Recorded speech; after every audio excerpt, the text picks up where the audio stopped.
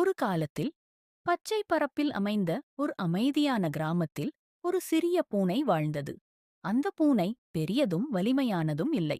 ஆனால் அது ஒரு துணிச்சல் மிக்க பூனை.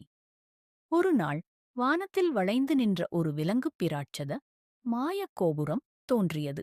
அந்த கோபுரத்தில் பல விலங்குகள் சிக்கிக்கொண்டு தங்கள் கனவுகளையே மறந்துவிட்டன. அந்த மாயக் கோபுரத்தை ஆட்சி செய்தது ஒரு புலி பேய். அது ஒவ்வொரு நாளும் வேறொரு விலங்காக மாறி ஒவ்வொரு கதவையும் மறைத்து வைத்திருந்தது. யாரும் அங்கு செல்ல தைரியப்படவில்லை. ஆனால் அந்த சின்ன பூனை அதன் உள்ளத்தில் ஒளிரும் நம்பிக்கையை அம்பாக எடுத்துக்கொண்டு பயணத்தைத் தொடங்கியது.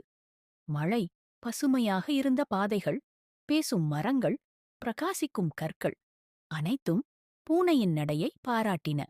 அந்த கோபுரம், ஒவ்வொரு படிக்கட்டும் ஒரு புதிர், ஒரு பயம், ஒரு சோதனை. பூனை எதிர்கொண்ட ஒவ்வொரு மாற்றமும் அதன் உள்ளத்தை மட்டும் மாற்ற முடியவில்லை. அது ஒவ்வொரு நேரத்திலும் தன் சின்னக் கரங்களால் மகத்தான தீர்மானங்களை எடுத்து புலியின் மாயையை புரிந்து அதற்கெதிராக நின்றது. இறுதியில் பூனையின் நம்பிக்கை ஒரு தீபமாக பற்றியது. அந்த ஒளியில் புலிபேய் காணாமல் போனது. கோபுரம் மெதுவாக கரைந்து விலங்குகள் விடுதலையடைந்தன.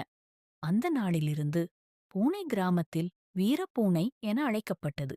அது எதையும் வெல்ல முடியும் என நம்பிக்கையை சுமந்து வாழ்ந்தது. ஏனென்றால் ஒரு சின்ன உள்ளமும் ஒரு பெரிய கனவையும் கொண்டு உலகம் மாற்ற முடியும் என்பதுதான் அந்தக் கதையின் மந்திரம்.